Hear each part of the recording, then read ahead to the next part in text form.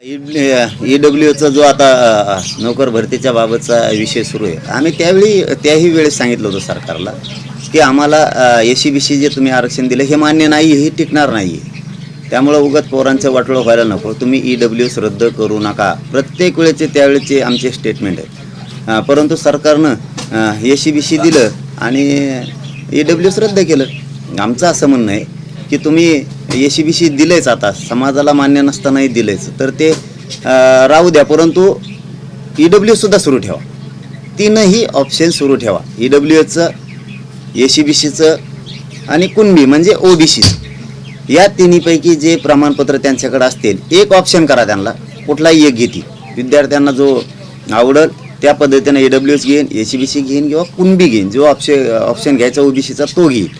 हे ऑप्शन ठेवा. आत्ताच एक दीड घंट्यापूर्वी आम्ही माननीय नामदार आपले शंभूराजे देसाई साहेबांना मी आत्ता बोललो फोनवरती की नाशिकमध्ये जो काही प्रकार भरतीच्या बाबतचा सुरू आहे, पूर्ण राज्यभरच आहे, नुसतं नाशिकच नाही. EWSच्या पोरांना विनाकारण मराठ्यांचे पोरं बाहेर काढले जातात. हे एक प्रकारचा जातीवाद आहे, एक प्रकारचा मराठा समाजाचे पोरं संपवण्याचा हा प्रकार आहे. कारण विद्यार्थ्यात तरी तुम्ही जात आणू नका, विद्यार्थ्यात तरी त्यांच्या भविष्याला अडचणी आणू नका. हे शंभूराजे साहेबांना मी आत्ता सांगितलं. शंभूराजे साहेबांनी आत्ता सांगितलं की आम्ही तातडीनं त्या विषयात लक्ष घालतो आणि दुपारच्या नंतर मी स्वतः मुख्यमंत्र्यांना भेटतो असं शंभूराजे साहेबांनी सांगितलं. आणि आत्तापर्यंत शंभूराजे साहेबांना कामं सांगितले त्यांनी ते केलेले, त्याबद्दल आम्हाला काही दुमत असण्याचं कारण नाही. परंतु आम्ही जे सांगितलं आहे की ते महत्त्वाचा विषय आहे की EWS ऑप्शन पण ठेवा विद्यार्थ्यांना, SC-BC पण ठेवा आणि OBCचा पण ठेवा. तिन्हीपैकी एक कोणताही घेतील. याचबरोबर ज्या विद्यार्थ्यांकडे व्हॅलिडिटी आता तात्काळ नसणार आहे त्यांना 6 महिन्याची मुदतवाढ द्या. त्याबाबत त्यांनी सांगितलं की ती आम्ही दिलेली आहे. आता राहिले तिन्ही ऑप्शनचा विषय, तर आज दुपारून आम्ही भेटतो. तिसरा विषय आम्ही त्यांच्यापाशी असं मांडला की जे मुलींना तुम्ही मोफत शिक्षण केलं आहे, जे चंद्रकांत दादा म्हणले होते ते मिळत नाही आहे. खोटे आश्वासनं देऊन कमीत कमी त्या लेकरांना, मुलीबाळींना फसू नका. तुम्ही ते मोफत केलं आहे, परंतु फीस घेतली जाते सगळीकडं. तुम्हाला पुरावे पाहिजे असले तर आमच्याकडे पुरावे. मुलींना मोफत शिक्षण करायचं तर अटी ठेवू नका, अटी शर्ती पूर्ण रद्द करा आणि सरळ मुलींना मोफत शिक्षण करा, हेही सांगितलं. याचबरोबर आम्ही आणखीन एक सांगितलं की जे EWS, SC-BC मिळण्याच्या अगोदर जे EWSमधून पोरांनी फॉर्म भरलेले आहेत महाराष्ट्रभरात, ते रद्द करू नका. कारण आता काय केलं जातं आहे, SC-BC यांनी नंतर दिलं, पण काही पोरांनी अगोदरच EWSमधून फॉर्म भरलेले, त्यांचं वाटोळं तुम्ही करू नका. हाही विषय शंभूराजे साहेबांना आम्ही सांगितला. त्यांनी सांगितलं की आज मी दुपारून साहेबांना भेटून तो विषय तातडीनं क्लिअर करून घेतो. दुसरं तुम्ही म्हणलात की शिंदे समितीचा विषय, तर शिंदे समितीला काल सरकारनं मुदतवाढ दिली 6 महिन्याची. आम्ही 1 वर्षाची मागणी केली होती, परंतु सरकारनं 6 महिन्याची मुदतवाढ दिली. त्याबद्दल मराठा समाजाकडून त्यांचं मनापासून कौतुक आहे. आम्ही त्या निर्णयाचं स्वागत पण करतो. परंतु शंभूराजे देसाई साहेबांना आम्ही लगेच सांगितलं, नुसती मुदतवाढ राजेसाहेब त्याला मिळाली, परंतु काम होत नाही आहे. समितीला काम करायला लावा, ते रेकॉर्ड शोधायला लावा तातडीनं. नुसती मुदतवाढच राहील, मुदतवाढीला काही अर्थ नाही. नुसती मुदतवाढ दिली याला काही अर्थ राहणार नाही आहे. तुम्ही ते काम सुरू झालं पाहिजे. समितीला लगेच तातडीनं सांगा, रेकॉर्ड शोधणं सुरू झालं पाहिजे, हेही सांगितलं.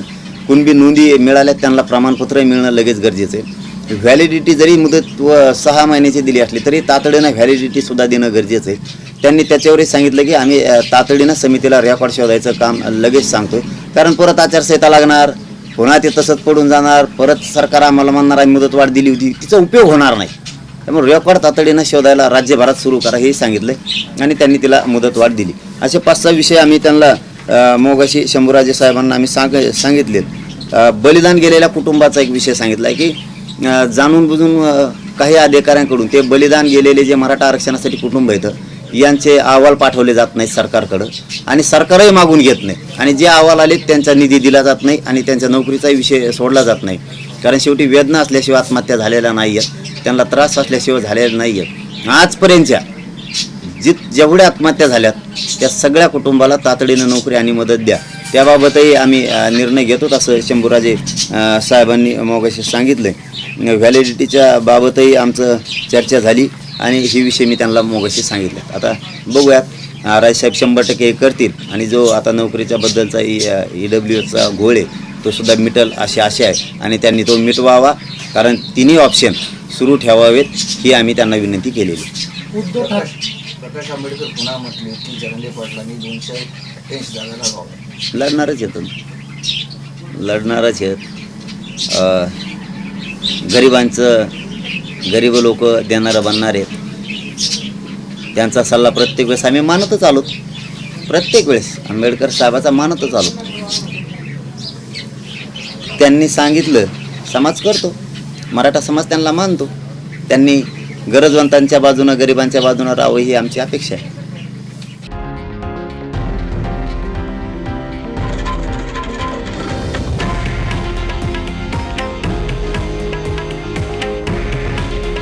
हे आहे देशातील नंबर 1 न्यूज नेटवर्क आणि आपण पाहत आहात TV9 मराठी.